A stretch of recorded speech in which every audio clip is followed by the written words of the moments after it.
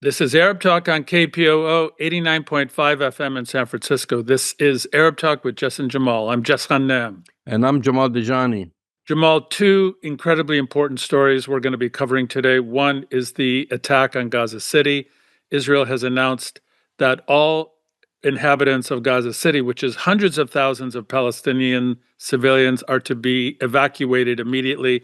There's nowhere to go, there's starvation, and there's ongoing genocide. We'll be covering that briefly. In addition, the big story this week is that the Israeli military and government decided to invade and targeted assassination in a sovereign country of Qatar, where they fired a ballistic missile into a residential area in Doha, the capital, killing at least 7 people, including a number of Qataris, targeting Hamas leadership, which they did not have. There's been international condemnation, and it's causing quite a stir. Before we get to that, we're going to listen and watch an incredible interview that you did regarding the 80th UN General Assembly, and the so-called high-level week begins on September 22nd, where heads of state and top-level government officials are scheduled to formulate a policy for the upcoming year. Recognizing Palestinian statehood is at the front, and several major Western powers such as UK, France, Australia, Canada have generated significant media attention. We're going to watch an interview that you did with a professor of international law at Queen's University in Canada and legal counsel to the State of Palestine in their case at the ICC and the ICJ, who will discuss the significance of this meeting with other pending issues. This is Dr. Ardi Imseis. It's a really good interview.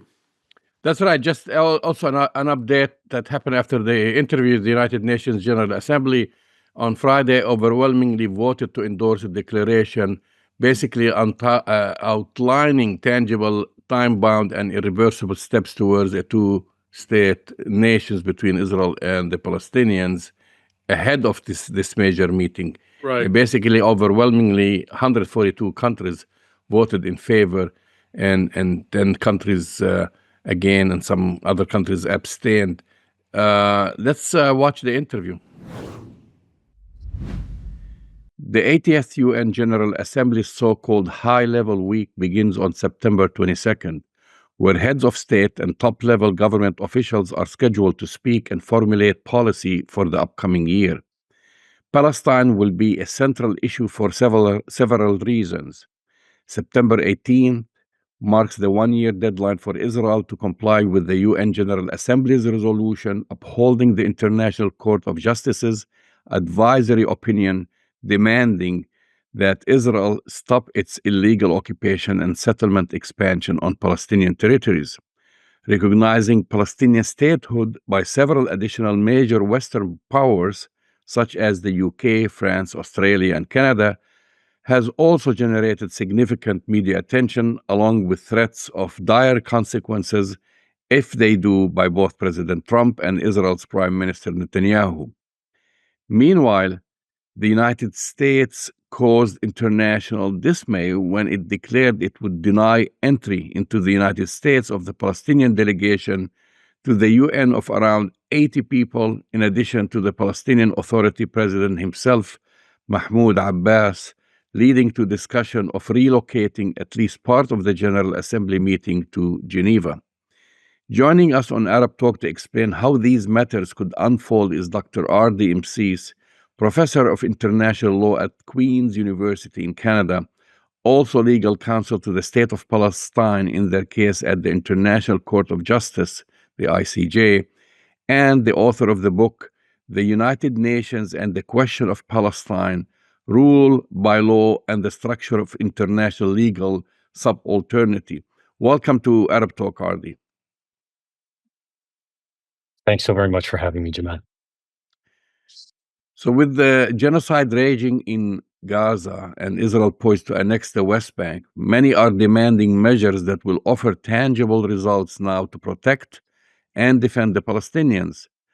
September 18 is the one-year deadline for Israel to comply with the UN General Assembly's resolution last year to support International Court Justice's demand that Israel stop its illegal occupation and settlement of Palestinian territories. Can you summarize the explicitness and comprehensiveness of the ICJ's opinion? Absolutely. It's a perfect place to start.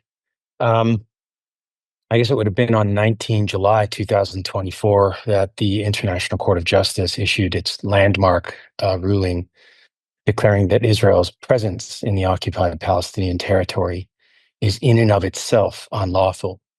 Why does that matter? Well, for decades, the United Nations has spent a great deal of time documenting chapter and verse a litany of Israeli violations of international law committed in the occupied territory since 1967, whether international human rights law or international criminal law, and so on, and humanitarian law. But what the UN had yet to do until last summer was to definitively determine that the regime as a whole that Israel has imposed on the Palestinian people in the occupied Palestinian territory is in and of itself unlawful. So not only are the specific actions of the occupying power unlawful, say settlements and settlement construction, or usurpation of natural resources that belong to the Palestinian people, or the torture and maiming of the Palestinian people, or their imprisonment without charge or trial, and you name it. There are many discrete acts of the occupying power that have been declared by the United Nations to be unlawful. But what rendered the opinion of the court a landmark opinion was that it declared that the regime as a whole imposed by Israel, its very presence in the occupied Palestinian territory is in and of itself unlawful. Now, why does that matter? Why does that legal finding matter? Well, the reason why it matters is because, and here I'll get a bit technical on you, there's a body of law, international law, known as state responsibility. It's basically the law governing the responsibility of states when they engage in internationally wrongful acts, illegal acts, effectively, acts that violate their obligations under international law. And when a state engages in an internationally wrongful act, it has, for the most part, three obligations, which will be very clear and intuitive to your watchers. First, it has the obligation to cease the act, and to cease the act unconditionally and totally and immediately. Second, it has an obligation to make appropriate assurances of non-repetition of the act. Mm. And third, it must make reparations for any damages that flow from the act. So return of refugees or return of property or compensation in lieu of the inability to return said property, all manner of things. So these are the three core responsibilities of a state engaged in an internationally wrongful act.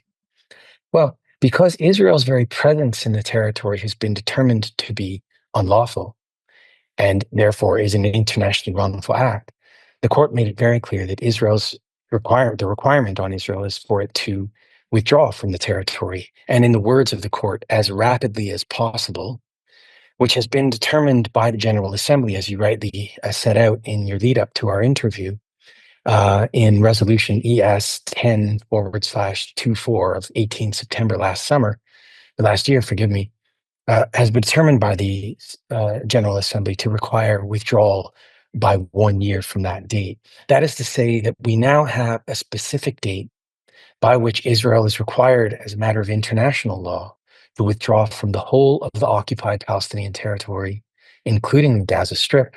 And that date is the 18th of September, 2025.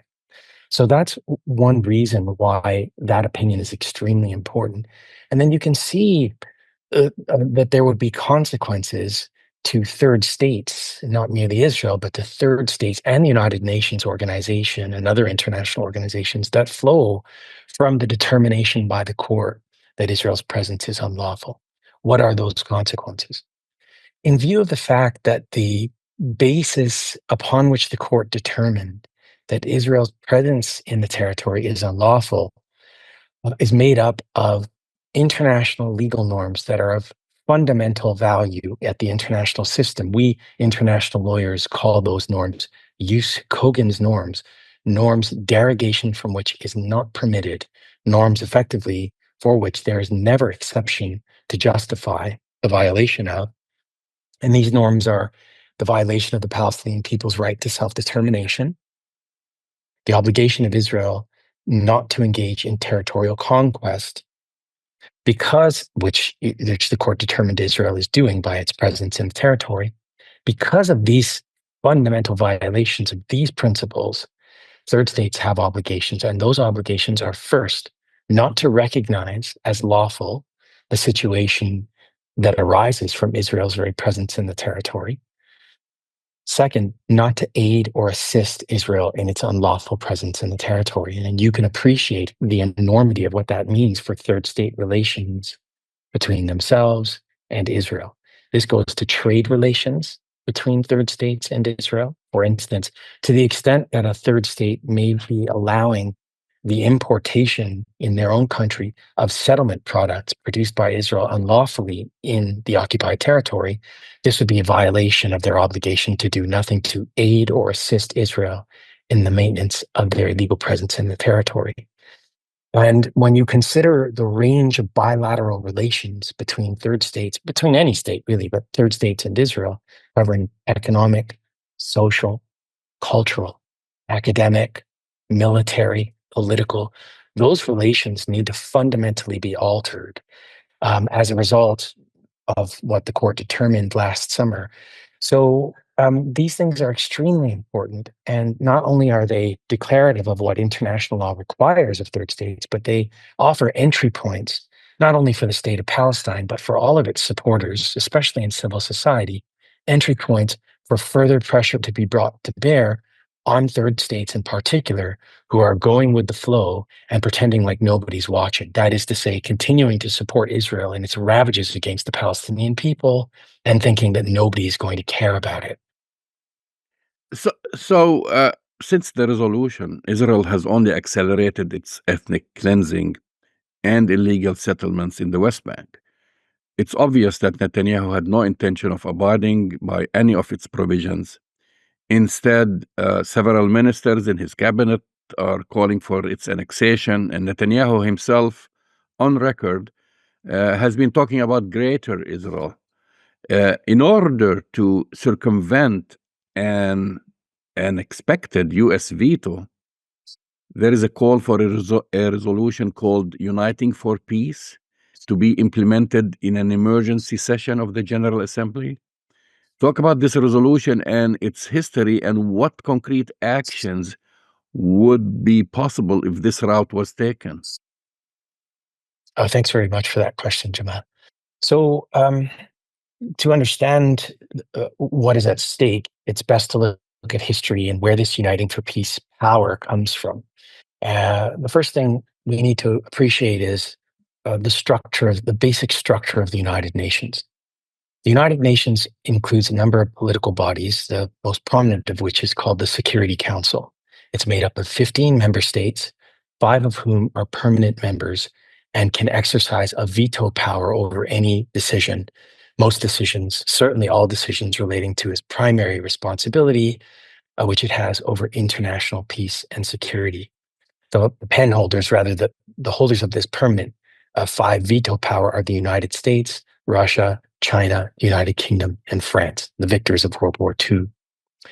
Now, because the Security Council has a mandate, a primary mandate, over international peace and security, it has the authority under the UN Charter to adopt binding measures, both forcible and non-forcible measures, where there is a threat to international peace and security, which, as I say, would be binding on the whole of the membership of the United Nations, all 193 member states. And so you can imagine that where there is a blockage of any action taken by the Security Council by virtue of the actions of a veto power, as there is in this case in Palestine, being the United States, which is using and has repeatedly used its veto power to block ceasefire resolutions in respect of the matters taking place now. There is something called a Uniting for Peace power that can be utilized, where the General Assembly of the United Nations, the other political body, the plenary body of the United Nations, made up of all 193 member states, including 2 non-member observer states, the State of Palestine and the Holy See, or the Vatican, can take up a secondary responsibility over international peace and security. Where does this come from?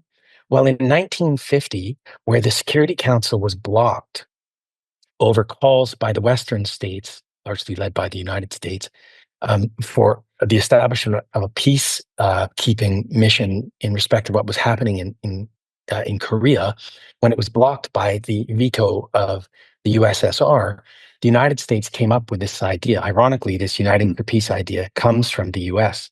The United States created this idea of the Uniting for Peace resolution. It turned to the General Assembly. The General Assembly then passed a resolution creating a peacekeeping body in respect of Korea.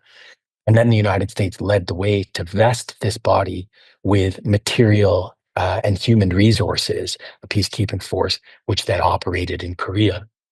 Now, the Uniting for Peace power was not used for decades, but Palestine has uniquely been using it since at least the 1980s, and as well during the course of the conduct of Israel in its onslaught on Gaza over the past 23 months. So Palestine has been able to utilize it, not merely to call for protection, but to do other things, including, for instance, the resolution that gave rise to the International Court of Justice's advisory opinion that you and I were just talking about. That came from a Uniting for Peace resolution. It's called the Emergency Special Session of the General Assembly, number 10. And the Emergency Special Session, number 10, sits continually. It never adjourns completely. It adjourns what we call sine die. That is to say, it adjourns until such time as it is called back on again. And therefore, whenever Palestine needs to make use of it, it can with the support of 2/3 of the General Assembly, which it typically gets. And it has been using this resolution. It has at least, I think, used it 2 or 3 times, or maybe even more, since October 2023, to make certain calls in support of the Palestinian people. It has yet to use it to call for the establishment of an international peacekeeping force. And that begs the question, why? It's clear that there's a need for such a force. The Israelis have been bombarding with reckless abandon a defenseless population, all 2.1 or 2.2 million of them, for 23 months. The starvation campaign is ongoing. Your listeners will be well aware of the ravages that Israel has visited upon the Palestinian people in what the International Court of Justice has determined in January 2024 to be a plausible genocide. And so one would think that in this context, the international community should come together and do a number of things. For instance, use force to impose a no-fly zone over the Gaza Strip to ensure that Israeli bombardiers cannot drop their payloads over a defenseless population, or use naval forces to open up naval corridors, or land forces to open up humanitarian corridors to feed the population. This is a natural thing to think, and it seems reasonable in the circumstance. But one thing that is missed in the discussion of all of this, frankly, is the realpolitik of it all. And it goes to one thing: political will of states. Recall when I talked to you all about the United States and the creation of this peacekeeping force in Korea, the United States vesting the force after it was created by the General Assembly with material resources, both human and military. Mm-hmm. Well, if the General Assembly were to pass such a resolution calling for, an international peacekeeping force or an international force of some sort to protect the Palestinian people, such a call would only be as good, as strong as the willingness of the states who voted for it to vest it with resources. And while Palestine can rely regularly, and has done for decades, on the support of states in the General Assembly on many points of law, there is a difference between that lip service, if you like, and those states, their ability and willingness to provide resources to back it up. What's much more important as well is, the Israelis are very clear on what they're doing. They want to ethnically cleanse the territory. They want to displace the Palestinian population permanently and replace that population with their own Jewish settlers. And they claim, illegally, of course, sovereignty over the territory. And so we have every indication to believe that the Israelis are not going to be dislodged except by military force. And the fact of the matter is, politically speaking, from a realpolitik standpoint, so goes the school of thought.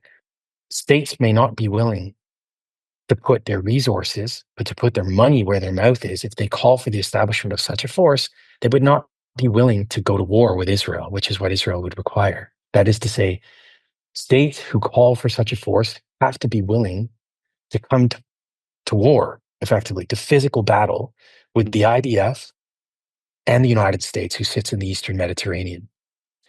And looking at the situation as it's unfolded over the past 2 years or more, certainly in the face of a genocide, where the Arab states haven't even recalled their own ambassadors, right? So they've not even broken diplomatic relations with Israel, leave aside committed to using force to dislodge Israel from the territory.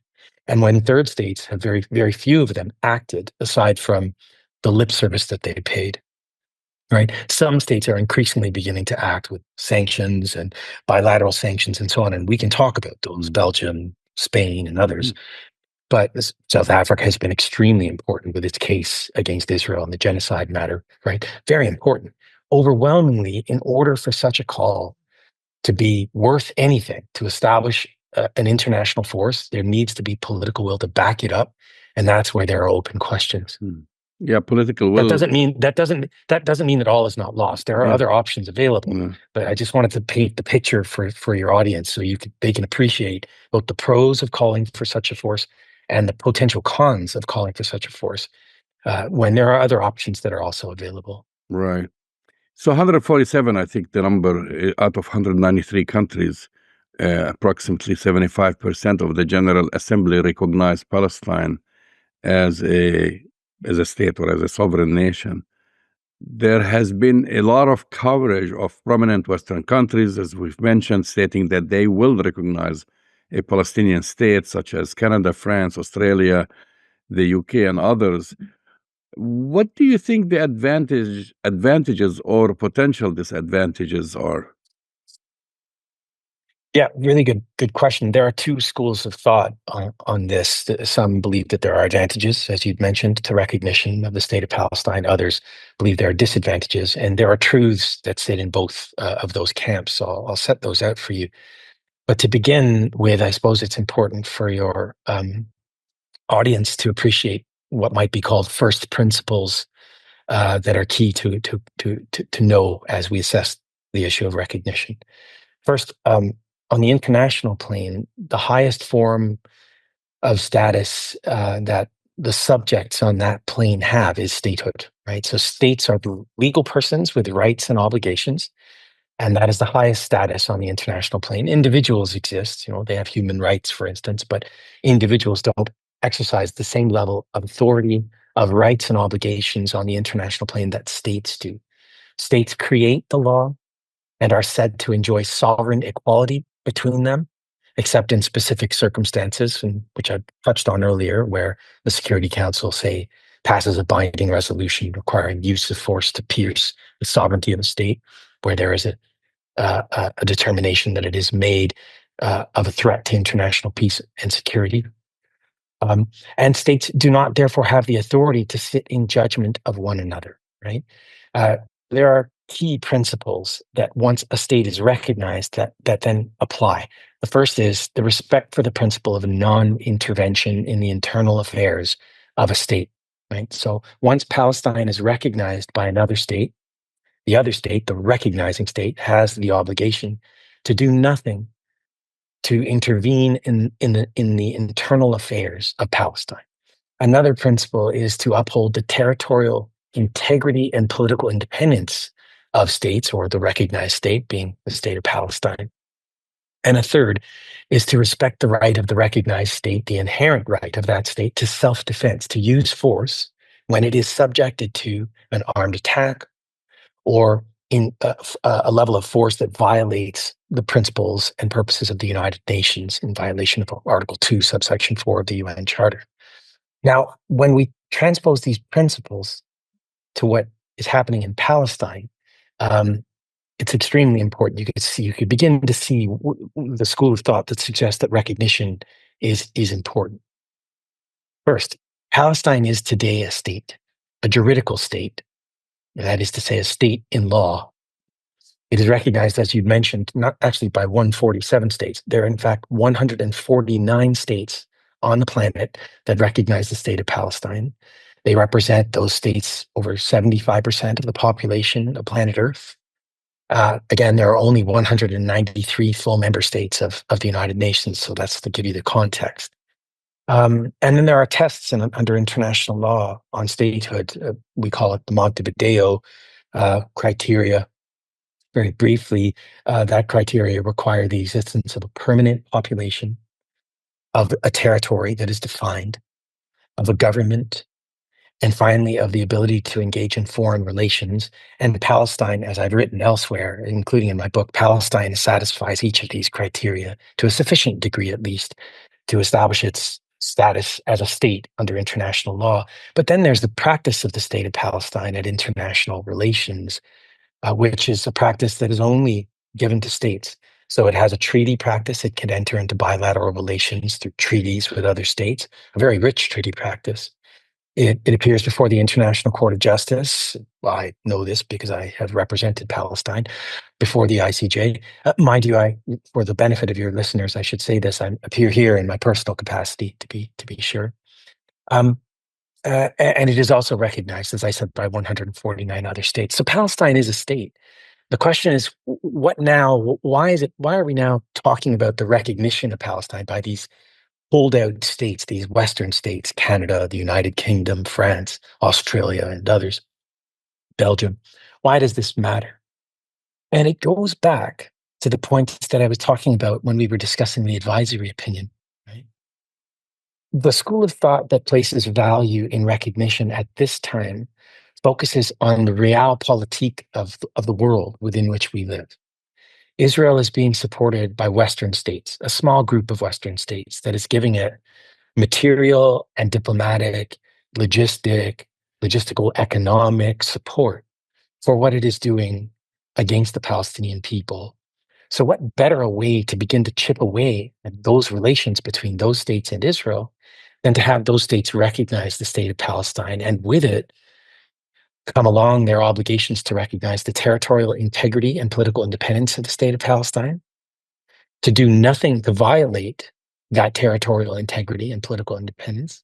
And then this touches on the advisory opinion. These states have the obligation to differentiate in their relationship with Israel between Israel on the one hand and the occupied Palestinian territory on the other.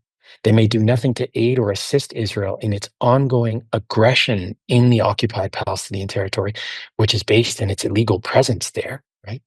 So once these states recognize, so goes the argument, once they recognize the state of Palestine, that will come with legal obligations, greater levels or degrees of legal obligations to adjust their bilateral relations with Israel, who is violating the territorial integrity and political independence of the state of Palestine, who is unlawfully interfering in the internal affairs of the Palestinian people and the state of Palestine through their very presence in the territory, and so on. And so you can see how recognition will open the door in Ottawa, in Paris, in London, in Canberra, in Brussels, and other states that end up recognizing Palestine. It will open the door for greater pressure to be brought to bear on those capitals to adjust their bilateral relations with the occupying power, who's now, as I said, engaged and at bottom because of its presence in the territory, its physical presence, engaged in what the ICJ calls a plausible genocide. There is the other side of the story, though. Those who negatively look at recognition as something that cannot be trusted have good reason to do so. I mean, there is a school of thought that suggests that, look, this is all part of the Oslo paradigm. It's form, not substance. These are symbols, nothing more. And these people have a good basis on which to believe this, because we've seen a lot of lip service paid to Palestinian rights by these states, the so-called desire for two states to negotiate a resolution, living side by side in peace and security and so on. But these states have done nothing to fundamentally alter their relations with Israel and to alter the balance of power on the ground over time. Well, I'm sorry, I was just going to say, Go ahead. the proof there is, if you look at what the if you look at what has happened over the past 23 months in the face of a genocide, some of these states are still providing Israel with arms. So there is some basis for the negative school of thought to have the position that it does. But my personal view is that this is too cynical a view to take, especially at this time of existential threat against the Palestinian people. The Palestinian people have no luxury to sit on points of principle. They need to use every opportunity available, political, diplomatic, legal, to ensure changes of policy are made in bilateral relations between third states who have relations with Israel and Israel. And that requires a full-on boycott, divestment, and sanctions movement to put pressure on Israel to change its ways. And this is where recognition holds open the prospect of gains that can be made. So if recognition, I'll close on this, if recognition is viewed as an end of itself and allowed to be viewed by those who are recognizing as an end of itself, then the negative school of thought will win out because it'll just be a symbolic gesture of recognizing the state of Palestine and nothing more. But if the politics of recognition is used, that is to say, if supporters of the state of Palestine use recognition as entry points for pressure to be brought to bear on the recognizing states to change their bilateral relations with Israel, as they're required to do under international law, then recognition, the fruits of recognition will be there. At least the prospect of them will be there to be had in the long run. There is one last point which I neglected to think about. At bottom, the genocide against the Palestinian people is about destroying their existence as a national group in their homeland. And to have states who are supportive of Israel declare to Israel through recognizing the state of Palestine that there is nothing you will be able to do that will cause us to relinquish our recognition of the state of Palestine and recognize your false claims of sovereignty to the exclusion of all other people in occupied Palestine, then this will be a value added. Israel's genocide is about destroying the Palestinian people as a national group in their homeland and recognizing the Palestinian people's right to nationhood and statehood in that homeland is one way to disrupt the flow of the relationship between the Western states, these holdouts, and Israel, their friend in Israel who's doing all of this. There's a politics to this all, as well as law. You explained it well, because I was going to ask you about this, because I feel, unfortunately, recognizing Palestine will not stop the ongoing ethnic cleansing and genocide. And as we've been seeing, these governments have not halted arms sales to Israel, haven't taken any significant steps to stop the genocide. And I'm thinking to myself, how are they going to justify this? Meaning recognizing the state of Palestine, but continue business as usual with Israel. Yeah, Jamal, your feelings are the same feelings that I and every other Palestinian have had who's thinking about this situation. And fundamentally, the way I've managed to deal with it, and I'm not suggesting to you that I've got the answers to this, it's just one man offering a view, is to look at, again, the reality of the world within which we sadly exist. Palestinians have for 100 years had a war waged on them aimed at one thing: vesting their control over their national rights in their homeland. Dispossession, ethnic cleansing, occupation, racial discrimination. This is a continuum that began in 1882 up to the present, and it is in hyper overdrive as we speak. And in the face of this possible genocide, to use the ICJ's terms, and it's a genocide in my view, to be sure, Western states who are providing Israel with support have demonstrated a complete contempt for the existence of the Palestinian people as a group, a national group in their homeland. And so the question arises, do we have the luxury of being able to say, this is wrong. I'd rather sit on points of principle. You ought to, third states, behave differently. You, the United Nations, ought to do something differently. These organizations and these states are not going to come to our defense. There is a politics that needs to be engaged. So, to my mind, one of the ways this politics can be legitimately engaged with is through the use of international law. These states, all states, with the exception of a few, Israel being one of them to be sure, and the United States increasingly, most states agree that they should abide by international legal principles, sovereign equality of states. I touched on that, the principle of non intervention, the right of peoples to self determination, and so on. And um, the whole point is to call these states to account on these principles. An alternative, through recognition and everything that I've discussed, the alternative view is to say, no, you know what? We don't want a state in the occupied Palestinian territory. Here's the key: hand it over to the occupying power, and then begin a nonviolent civil disobedience campaign for one state between the river and the sea, where every person enjoys a vote and so on.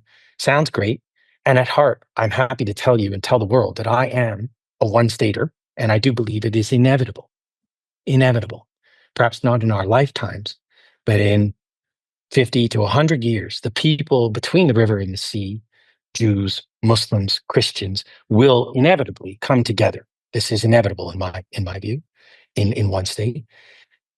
What we see now happening on the ground is exactly what one state looks like if you're sitting in Tel Aviv, or if you're around the cabinet, Benjamin Netanyahu's cabinet. They're showing us what one state looks like. It's genocide against the Palestinian people. They want the whole of the territory from the river to the sea. They will stop at nothing, including genocide, to make it happen. They're bombarding the whole of the region with reckless abandon, and nobody's doing anything about it. That's their one state solution. And so, to my mind, we have states overwhelmingly in the world, the vast majority of the international community, with holdouts like the United States and Israel, forgive me, who say the Palestinian people are a juridical people with a right to self-determination. The territory within which they're entitled to exercise statehood, in exercise of their self-determination, is the occupied Palestinian territory, and Israel is not sovereign in that territory, nor can it ever be sovereign in that territory. The international community has affirmed that and continues to affirm that, including through the International Court of Justice. 149 member states of the UN recognize the state of Palestine in that territory. To the exclusion of all other people, the Palestinian people are sovereign in that territory. These are things about which there is no disagreement. The only one who disagrees is Israel, and increasingly the United States. And those are entry points for political action. Those are things that cannot be squandered, that must be moved on and acted upon. The inequities of what we're seeing today, including on the ground, notwithstanding. Does that mean that we can't chew gum and walk at the same time? That is to say, do other things other than look at the recognition? Of course not. There is a divestment and sanctions movement. There's an anti-apartheid movement ongoing as we speak. There are discussions about removing Israel from the General Assembly, as was done to apartheid South Africa in the height of the anti-apartheid movement there. Increasing numbers of states, including those who will recognize, like Belgium, for instance, are not only merely recognizing the state of Palestine, but they're putting their money where their mouth is and adopting a raft of measures to sanction Israel to ensure that in their bilateral relations with Israel, there's a difference between Palestine and Israel, right? So they're sanctioning the settlers, they're sanctioning members of government. And those calls to put pressure on these states to do more in this way, to my mind, are the most obvious things to do, given the realities on the ground. The Palestinian people have no military to defend them, and that is on full display for the international community. Their political power is limited regionally. They have no economic might. We have points of principle and support at the international community on international law, and we must use and utilize those things to their fullest, and we must continue to do so, especially after recognition by these Western holdout states. Well, the U.S. seems to be the obstacle, whether by using its veto power or, as we've seen recently, denying entry to the Palestinian delegation, as well as to Mahmoud Abbas. There is talk of having at least a portion of the General Assembly convene in Geneva. The United States is in contravention of its role as the host country by weaponizing this whole thing about visas. Your thoughts about this? Yes, this demonstrates the preponderance of power that the United States maintains over the United Nations organization because of where its headquarters are located, but also that power emanates from budget issues. The United States provides the United Nations with a great deal of its budget, operating budget globally, and so on. There was, some of your audience will remember, there was a time when the United States barred Yasser Arafat to attend the General Assembly, and for a meeting that was scheduled to take place at the General Assembly in New York, and a decision was taken to move that meeting to Geneva, and member states attended there, and Yasser Arafat was able to appear in person, and so on. So there's this discussion now of the need to get either the United States to back down under threat that the General Assembly may vote to remove or move the meetings that are upcoming in New York to Geneva, and hopefully the US will back down. And there's some discussion about that. But when one thinks about it, to my mind, as I have given some thought to this, it would be nice to have the Palestinian leadership, such as it is, show up in New York, uh, uh, especially when there's going to be this international conference co-led by France and Saudi Arabia, which will be accompanied by these recognitions. I think there will be at least 10, maybe 15 additional states that recognize the state of Palestine, possibly even bringing the number of recognitions of the state of Palestine in the international community more than how many states recognize Israel, which is an interesting point. But at the same time, even if the United States chooses not to back down, and the UN doesn't move the meeting to Geneva, which would be nice. But even if they don't do it for a number of reasons, and there are a number of reasons why they may not do it, which I'll talk to you about, the point is made. There are two states, or the point would be made. There are two states, Israel and the United States, out of 193 member states of the United Nations, that are standing in the way of the Palestinian people's continued existence in their homeland. Two states. By blocking the Palestinian leadership's ability to attend the General Assembly, that's not going to stop this international conference from taking place. That's not going to stop these Western holdout states from recognizing the state of Palestine. Indeed, it's going to add moral imperative to that work. It's going to make the United States look bad rather than the Palestinian side look bad. It'll make those who are trying to bludgeon the Palestinian people out of existence look bad. And it will compel morally, legally, politically further action, one would hope, on the part of the international community to rally around the Palestinian people in their time of need. For instance, you'd mentioned the General Assembly resolution of 18 September, or we discussed it, of 18 September last year, requiring Israel to withdraw from the occupied territory within a year of that resolution, making the deadline, as I had mentioned earlier, 18 September this year. One can conceive that new resolutions will be drafted for this General Assembly, redoubling the call of that resolution for further sanctions against Israel for violating the territorial integrity and political independence of the state of Palestine, for requiring third states to adjust their bilateral relations with Israel, to cease trading with Israel militarily, economically, and so on. One can imagine this resolution will be given even greater weight in the face of an obstinate US position denying access to the General Assembly of the leadership of the state of Palestine to New York. So that's one way to look at it. Another way to look at it is if the General Assembly ends up moving it to Geneva, you will still have a great energy brought to bear on that. The US won't like it. Some Western states might not provide the same level of high-level representation. They might not send their heads of state. So there might be a discussion around that. But all this to say that the US move is done, obviously, to support Israel. It's a desperate move to try and block or stop a train that has left the station. The Palestinian people's right to liberation, freedom, independence, self-determination is non-negotiable.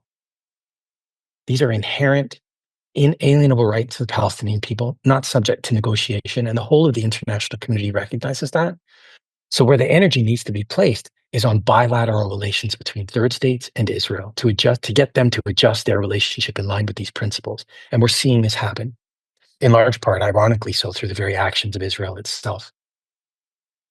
Final question. I mean, is it time for the United Nations to restructure itself so that it is not beholden to a few powers with veto control, as well as being financially dependent on the United States? I mean, if this is just going to keep happening over and over again.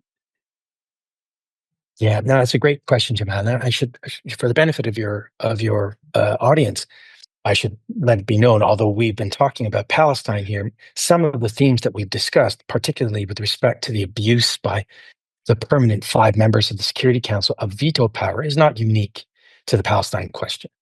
You see the same problem existing in other conflicts globally, where other permanent members have used and utilized their veto power to similar effect. I should say that empirically speaking, the United States' abuse of its veto power in support of Israel far exceeds that of the abuse by any other permanent member of their veto power, but it is still a phenomenon. In answer to your question, Jamal, there are studies, there are international lawyers, myself included, who've been discussing for years how to reform the United Nations. There are obstacles to this. The veto power is a key obstacle. Now, one of the things that needs to be done is to democratize the organization so that you have one state, one vote. It is truly a plenary body, if you like, of all member states who do not sit in judgment of one another, and democracy between them, majority rules, majority votes will govern. So goes the thinking. Well, the problem with that is a procedural one. In order to change the rules on P5 power, the veto power, one must adjust or alter the terms of the UN Charter, which is a treaty, binds all member states of the UN. And in order to do that, you need the agreement of the membership of the organization, including the permanent 5. So if the permanent 5 aren't willing to give up or adjust their veto power, there will be no legal way to adjust the UN Charter, thereby making the United Nations more equal. There are other scholars and other individuals who've discussed other ways to operate within the present confines of the structures of the UN, especially around the Security Council. One such way would be to introduce an amendment to the practice of the Security Council and of the General Assembly concerning use of veto. The idea being that veto power, the use of the veto power cannot be limited, rather cannot be unlimited. There's certain limitations need to be placed on it. And that might be a way to curtail the abuse of the veto. Another way is to look beyond the UN. That is to say, not to, and I think this is what holds out more promise, not to toss the UN in the trash can of history, not at all. I'm a firm believer of the UN, and those who will read my book and see what I've done with my life will know this as a former UN official. But the UN is the sum of its parts, its member states, and it is also at the same time an independent organization, and these things are often in tension. So where the UN cannot act as a collective by virtue of, say, the abuse by a permanent member of the Security Council of its veto power, this does not mean that states cannot act independently, indeed are not required under international law to act independently of the UN or as a separate group themselves. So you might have a coalition of the willing of states. Take, for example, the Hague Group. Some of your audience might be familiar with the existence of this new body called the Hague Group or the BRICS Group or NATO or what have you. You have groups of states that can come together or indeed act on their own to abide by their collective obligations or their individual legal obligations to ensure the rights of the Palestinian people are respected by Israel and so on. And that is also a way to get around the veto power, to get around the UN blockage as well. This, of course, requires a great deal of political capital, a great deal of organization. And so it's important that those who support Palestine, not only the state of Palestine and its representatives at the UN, but also civil society, get behind this movement, as it were, to ensure that third states bilaterally alter their approach to this Palestine question in ways that help them discharge their own international legal obligations. One good example, and I'll end on this, to demonstrate the point. When the International Court of Justice determined on the 26th of January 2024 that what Israel is doing in the Gaza Strip is plausibly genocide, and that there's a serious risk of irreparable harm to the Palestinian people's right to be free from genocide under the Genocide Convention, this triggered an obligation of all states parties to the Genocide Convention, and indeed all states in the world, as a matter of customary international law, to prevent genocide before genocide crystallizes. The duty to prevent requires, under international law, that all states, parties to the Genocide Convention, and also all states, as a matter of custom, that all states take all reasonable measures in their control or in their power to ensure that genocide does not happen. You can ask, this begs the question, are all states doing that? The answer clearly no. The vast majority of states are nowhere near discharging their obligation to prevent genocide. They're obliged to do so, whether they do so within the UN system or outside of it, whether they do so within the confines of or within the structures of the Security Council or outside of it, within the General Assembly body or outside of it. These are entry points for action. They're all based in the international rule of law. And the more we understand how they operate, the better we can organize and hopefully use these tools in a peaceful, nonviolent way to support the Palestinian people's right, not really to self-determination, to exist as a people in their land. This is a great discussion. Ardi Imseis, thank you for coming on Arab Talk. My absolute pleasure. All the best to you, Jamal. Well, that's the voice in the face of Dr. Ardi Imseis. He's a professor of international law at Queen's University in Canada. It's a very detailed, important discussion about the United Nations, the way this process is going to unfold. And it's a must-watch for anybody who's interested in how this is going to proceed with the recognition of a Palestinian state according to the United Nations. It's a very important interview, Jamal. That's right. And so the big story for this week is really Israel's airstrike on Qatar, a sovereign country, to assassinate the leaders of Hamas, which apparently they did not manage to do that, to basically assassinate the leaders. They managed to kill, I think, 6 or 7 individuals, including Palestinians and Qatari citizens. And the entire world basically is condemning Israel. There was an emergency session at the United Nations that the United States did not veto because they knew they were in trouble, because also some analysts say that the U.S. might have been involved, even though this was denied vehemently, that the United States was only notified. No one believes that, Jamal. Few minutes before, that. And they notified the Qataris, which the Qataris say, no, we got the call when the attack was already happening. So 10 minutes after. They got the call 10 minutes after so the that attack. Didn't help us. And so they had this emergency session. Everyone condemned Israel, but Israel, basically, they were very arrogant at the session. I saw the representative of Israel at the United Nations threatening Qatar again and any other nation that will host Hamas, which also prompted the Egyptians to say, you know what, Hamas meets in Egypt, and don't you even dare to think about attacking our country, because if you do, there'll be repercussion. I know, Jamal, but come on. This is just talk coming from Arab countries. This is just my view. Talk coming from Arab countries and from Gulf countries. You know, they've played this game with the Israelis for years and years now, trying to cut deals and create opportunities for collaboration. And when are they going to learn that the Israelis can never be trusted on these things? You know, they bombed and sent a cruise missile into Qatar. And this is an extraordinary escalation. There's no response. They're meeting tomorrow in Doha. Council of Islamic Countries and Gulf Nations and the Arab League are all meeting in Doha tomorrow.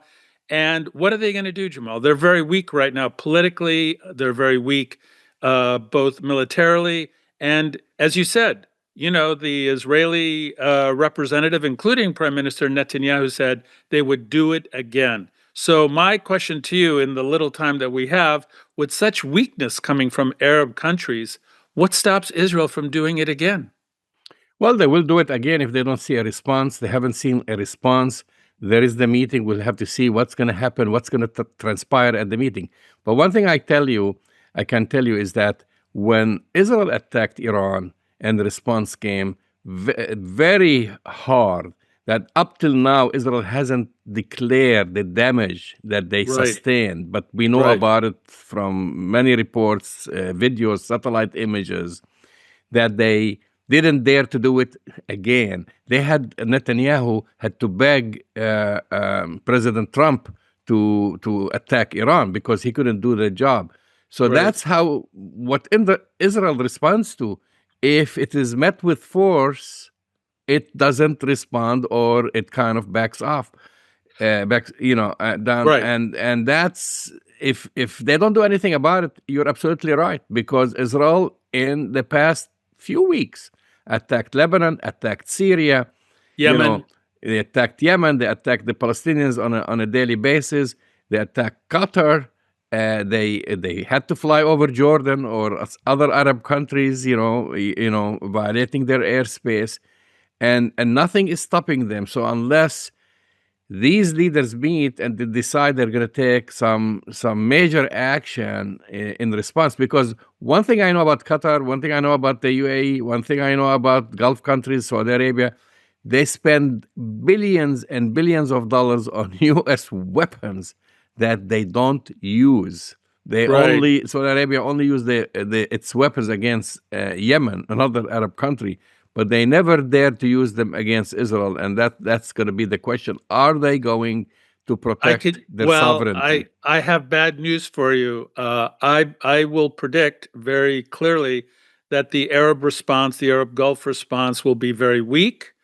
They will not do anything. They'll make grandiose statements about this, that, or the other thing, but there will be no forceful response to this grotesque violation of international law. And the Arab Gulf countries and the Arab countries in general, Jamal, will continue to be weak in the face of these Israeli human rights and international law aggressions. Let me just remind all of our viewers and listeners, the Gulf has done nothing in the face of the genocide in Gaza right now. Continues unabated. So I'm not optimistic at all. You've been listening to Arab Talk on KPOO San Francisco 89.5 FM. Go to our website, arabtalkradio.com, to download the latest shows, and we'll talk to you next week. We'll see you next week.